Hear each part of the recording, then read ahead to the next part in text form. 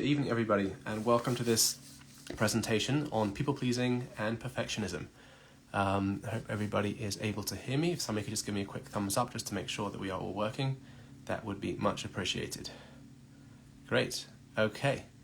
So welcome, everybody. So tonight we're going to be talking about people-pleasing and perfectionism, and we're going to see what the overlap is between the two of them. We'll start with talking about people-pleasing. Now, people-pleasing, on the surface of it, seems like a great thing to do. The Jewish people, we're Rahmanim, we do lots of chesed, we look out for other people. I want to please you and make sure that your needs are met, whether that's my family, my friends, the community. What could possibly be wrong with that? And perfectionism. Who doesn't want to strive for perfectionism? What could possibly be wrong with that? So the first thing I want to say is that if you feel that you enjoy pleasing people and taking care of other people's needs and striving for perfectionism, and you don't feel any adverse effects of that, then this presentation is not for you at all. Great. Helping to other people, doing as best you can, being perfect, fantastic. But my sense is that most of you who are listening tonight definitely do have some adverse effects from trying to please everybody. We're going to talk a little bit about what balance looks like and the downsides of things, but the core of people-pleasing is really understanding, and this is how people feel, that other people's needs are more important than my own. And like we said, on the surface of it, that sounds great, right? Taking care of other people's needs, that's great. But the main feature of it is a certain rigidity, that other people's needs always come before my own. I am not worthy of having my own needs met unless other people are okay. Let's talk a little bit about the crossover between people-pleasing and perfectionism. People-pleasing is about taking care of other people's needs and making sure everybody else is okay and that they're not offended and that all their wishes are adhered to. And perfectionism runs very close to that, making sure I'm doing the best possible job I can do at work, never wanting to make a mistake in anything, in any presentation, in anything that I'm doing in my personal life, in my social life, in my professional life. And the key theme here again is rigidity. It's all or nothing. Everybody else's needs are perfect. I have to do a perfect job all the time. And like I said, if you're having a good time with it and you're enjoying it, great, carry on. The problem is that most people feel that there's a lot of adverse effects that come with trying to please everybody all the time and perfectionism. Let's name just a few and definitely let me know if you can relate to any of these. So the first thing I'll say is that people find it exhausting. People have a hard time saying no to requests or setting up boundaries because they have to make sure that the other person is okay. People have a hard time submitting deadlines, submitting things before a deadline at work because I have to make sure my work is done perfectly. Ruminating is another consequence, constantly thinking about intrusive thoughts in my head. Did I do this exactly right? Is this exactly perfect? Spending hours and hours working on a project and not submitting it, not taking action. Avoidance is another common one. How many people here avoid doing things because we're either worried that it's not going to be done perfectly, or because we are, wanting to make sure that other people are okay and we're trying to please them. So I'm pretty sure that everybody here who is listening tonight can acknowledge that there's a heavy burden to pay when we are solely focused on pleasing other people and striving to be perfect. A key theme that comes up a lot is people's worlds become smaller. They start to avoid things. If I can't do everything perfectly, I don't want to do it at all. If we can't please other people in a certain setting, then I'd rather just not go to any kind of social setting. This can come up in work, this can come up in dating, this can come up in family relationships. At any different point, it can come up. But the main theme, like we said here, is that other people's needs come before my own, and I have to do everything perfectly, or I'd rather not do it at all. And like we've said, that there can be many different side effects from these, and exhaustion, rumination, anxiety, constantly worrying can really come up. I'm happy to hear if we have any time at the end, if people have any questions or specific comments about how people-pleasing or perfectionism shows up for them, and they want to ask questions about how that relates to what we're talking about, please do feel free to post something in the chat. And if we have time, we'll get to some of those comments. Okay, so if other people's needs are super important, and I want to take care of them all the time, and that's exhausting, or I have to be perfect all the time, what is the way out over here? After all, isn't it a value of ours to take care of other people, to strive for excellence? And the answer, of course, is balance. Balance is going to be key. Whenever we are on one extreme of a character trait, of a certain inclination towards something, we want to kind of go a little bit to the other to come back to the middle so that we can kind of experience some balance. We want to move away from rigidity to flexibility. And flexibility means I can take care of people's needs. I can be respectful, I can understand them, and I can also learn to practice taking care of my own needs. I remember once when I started a new job, this was about, I think in 2016, I was starting a new job, 2015 actually, and just at the beginning of my job, I think it was 3 weeks in, I was supposed to be going on vacation, and I came into the job interview and I was so apologetic, said, I'm so sorry, I had this vacation booked and I feel really, really bad. I really shouldn't be taking this vacation 3 weeks into a new job, but it's already booked, please can I go? I was going in there, I was trembling, my heart was pounding, I was sweaty, and the director said to me, you can go. It definitely is a bit, frustrating that you're leaving so soon after you're going to be starting to work. But absolutely, you can go. And he said, I'm going to tell you something. Don't apologize. Did you do anything wrong when you set this vacation? Did you know that you're going to be working for us? I said, no. So he said, you didn't do anything wrong. If you can just simply ask or state your own needs without apologizing if you haven't done anything wrong, and let's see what people would say. Maybe I would have said to you, he said, I can't make it. I can't make it without you. You can't take the vacation. Okay, and we could have negotiated. But if you haven't done anything wrong, let's not over-apologize. So the key is going to be flexibility. Any people here on this chat tonight have a hard time saying no to things, advocating for themselves.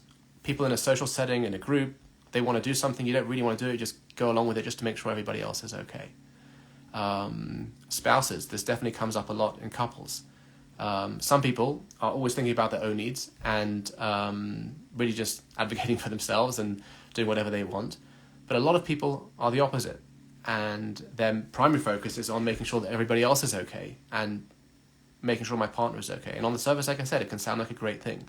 The problem is, if we do this significantly, consistently, and exclusively, resentment will build up.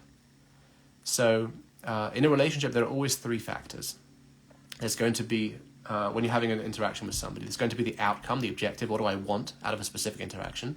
There's going to be the relationship factor. How do I want the other person to feel after this? How do I want to maintain the relationship? And then there's also this third area of the self-respect. How do I want to feel about myself? So if I'm only giving in and making sure the other person is taken care of and all their needs are met, and I'm not advocating for myself, if I only do that, resentment is going to build up. And when resentment builds up, that's going to make a relationship rot. So we want to get comfortable practicing advocating for my own needs, expressing myself. Now, it doesn't guarantee that your needs will be met, but at least it gives you the opportunity to kind of express yourself and at least have the self-respect to say that I can have an opinion, it's okay. So anytime we are doing something, we want to ask ourselves, if I am naturally finding myself on the opposite spectrum of just constantly giving in to the other person, making sure whatever they want, can I push myself a little bit to the other way? I do a lot of exposure therapy with anxiety, where we face our fears, we learn how to overcome them. Exposure therapy here could be really helpful. It could be doing a little bit the opposite of what I feel like doing. I started a few months ago a diet, and when I go to shul at the Kiddush, everybody around me is having all their regular Kiddush food, rogalach, kugel, herring, cholent, whatever it is, and I sit with a bunch of people. And when I started a new diet and I was on the different food choices, people started commenting, you can't join us, what's wrong with you, why don't you come and have a little bit of what we're having? And I felt quite self-conscious about it, so I just kind of avoided it and started to go to a different place to have my own food. And then I realized, let's take some of my own medicine. And I said, I'm just going to go, I'm going to sit down, and I'm going to have my food. I'm going to carry on as if nothing had happened. And the first couple of times I did that, I got a lot of comments. People were making fun of things and saying, commenting on my food and all kinds of things. And I felt those physical symptoms of anxiety. For me personally, my chest starts to tighten a little bit when I'm feeling stressed or anxious. Breathing a little bit. It wasn't too intense, but definitely felt some of it. And I rode the wave. I didn't try to fight it. I was mindful of what my body was feeling. I allowed myself to feel those feelings. I sat there. I wrote it out. And it was fine. I did it a few times. And now I feel confident enough that I can just sit down, have whatever food I'm having, and let other people comment. And there's such a feeling of freedom and independence when you can advocate for yourself, just do something that's important to you, not just to please others or worry about offending people. And yes, It's a healthy thing. It's an important thing that we care what other people think about us. We all do. We're human beings. It helps us stay in line. It helps us behave well, appropriately in most contexts. But again, if we're on the extreme, we want to practice breaking it and going a little bit to the other extreme to come back to that middle.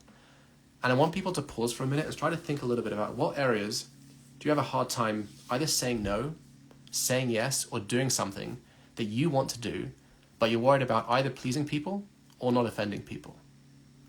And try to think about some things that you could do to practice what we call opposite action, acting opposite to how you feel. Exposure, face those fears and try to do something different and see how you feel. It could be something as little as saying no to something. People are calling you up and they want to go out for a night and you're really tired, you just don't want to go, but you don't want to offend somebody. Try saying no. Or the opposite. Try saying yes if that's something that you want to do. So when it comes to people pleasing, let's just wrap up a couple of points here. Yes, it's good to take care of other people's needs. Yes, it's great to be considerate and understanding of other people. But when it comes with rigid rules and at the expense of your own well-being, and you start to have some feelings of resentment, or you feel insecure that you can't do things that you want to do, we want to practice going to the opposite extreme. Let's practice sometimes not pleasing people. Now, I'm not telling you to be rude or to be offensive, but just politely doing or saying something that you want to do. So if you feel insecure about something, go and do it. Do it in front of other people. I'll tell you a well-known anxiety equation that CBT therapists often talk about. Anxiety is about how people overestimate the likelihood or the severity of an event and underestimate their ability to cope with it. So we overestimate a threat and we underestimate our ability to cope. And when it comes to people-pleasing, it usually looks like worrying what other people are thinking, worrying if they're judging us. We overestimate how likely it is that people are going to judge us. But I would say even more importantly, we underestimate our ability to cope if they do. People are going to judge us at times. They will.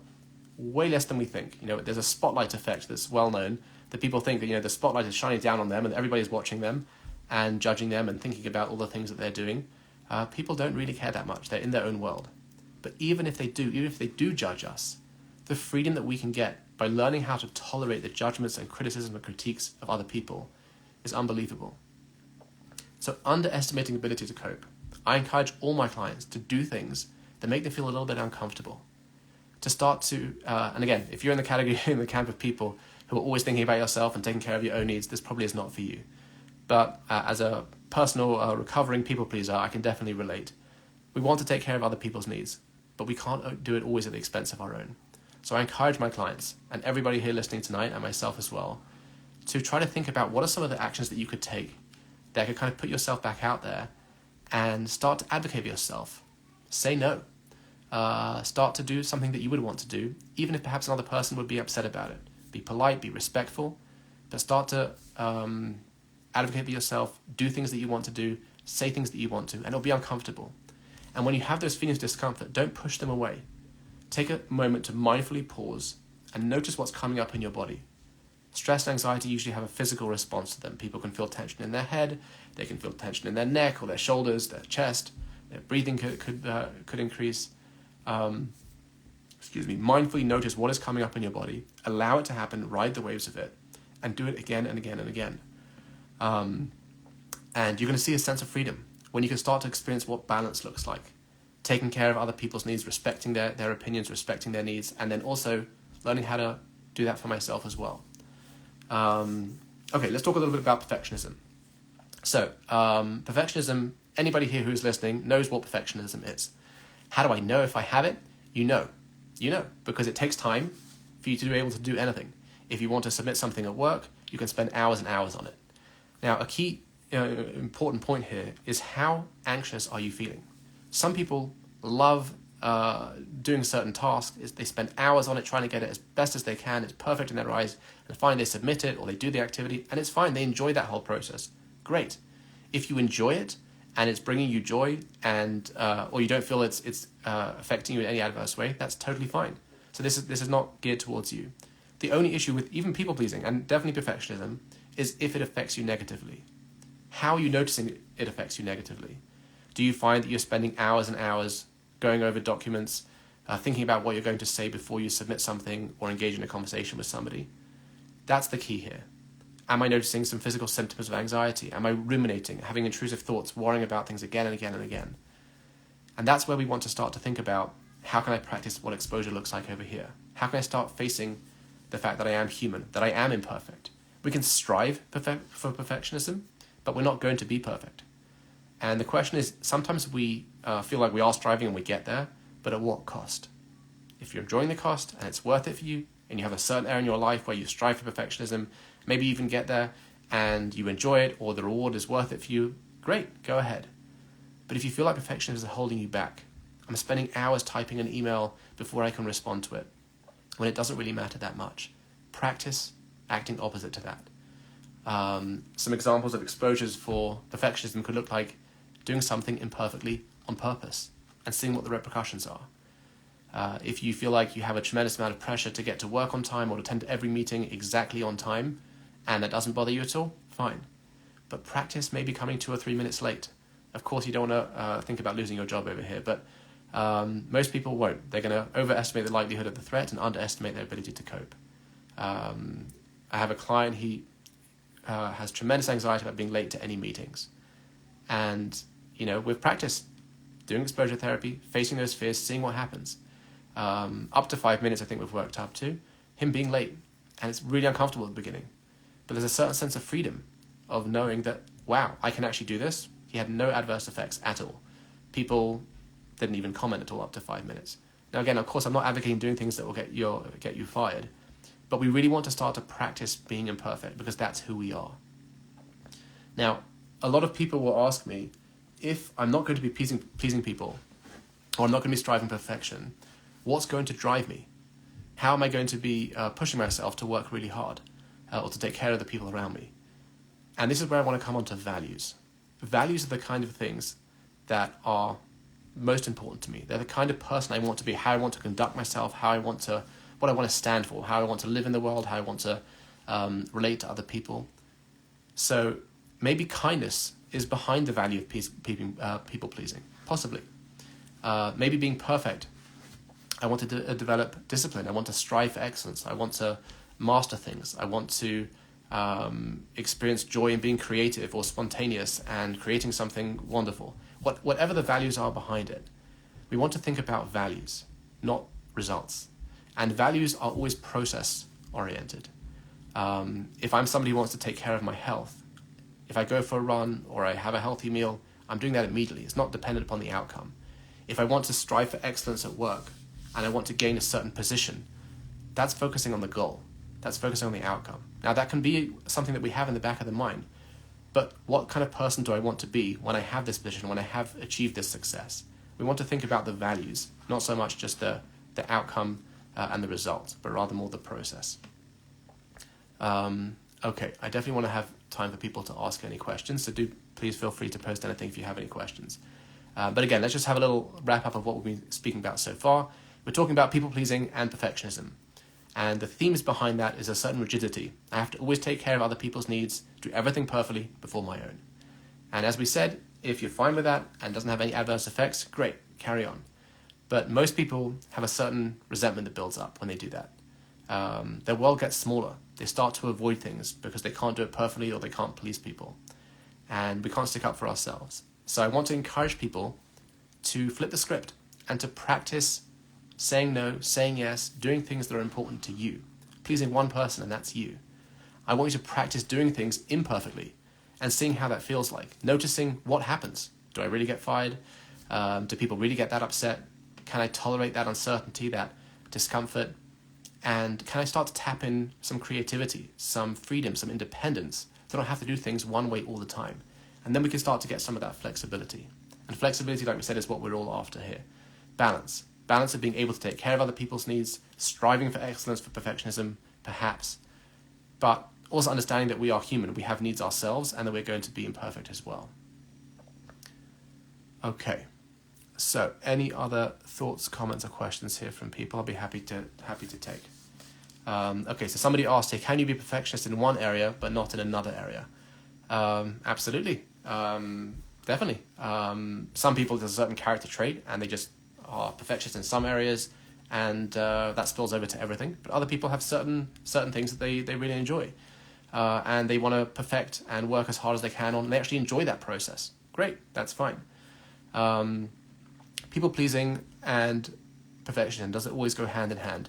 Not always. Sometimes people pleasing is often rooted in social anxiety and a tremendous fear of what other people are thinking about me. Perfectionism may not actually have to do with other people. It can have to do sometimes with my own standards and my own criticisms or self-critique. But it very often does go together because, like we said, there's a certain rigidity, other people's needs, doing everything perfectly, making sure everybody else is taken care of, and interacting with them perfectly and taking care of other people's needs and doing everything perfectly seems to just fall into one category. Okay, confrontational anxiety. I'm not sure what that person means. Any questions about people pleasing or perfectionism?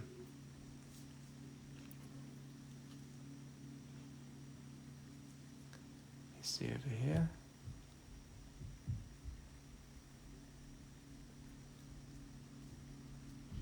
Okay. Okay, so I want to leave off with, again, a little challenge here and a reminder. I want people to take a moment before they move on with their night or their day, and try to think about something that you have a hard time with doing perfectly. And because of that desire to do something perfectly, you're procrastinating, or you're ruminating, you're avoiding. And I want you to practice doing something imperfectly. Maybe that means setting yourself a certain amount of time before you submit a work or something like that. Or maybe it means sending an email with some typos.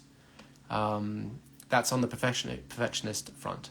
On the people-pleasing front, I want people to think about what are areas where they notice themselves feeling a little bit of resentment. I'm always taking care of somebody else's needs. I'm giving in, making sure everybody else is taken care of, but I'm not taken care of. Maybe there's something that I'm not doing that I'd like to do, but I'm embarrassed what other people are going to think. Or maybe there's something I'd like to say to somebody. Remember, whenever we're talking about communicating with people, we want to communicate in I statements, how I feel. People can't argue with, I feel. No, you don't feel. Well, I do feel that way.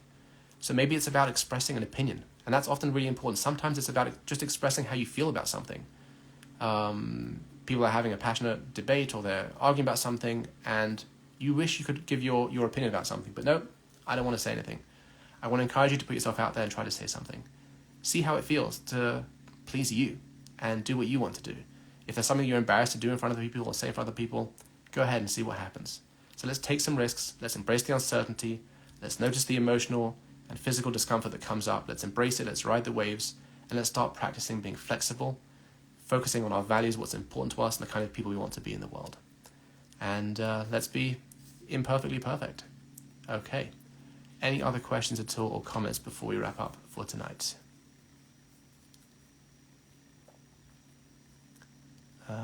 Okay, so I think we're going to wrap it up tonight, and have a good night, everybody. Take care and all the best.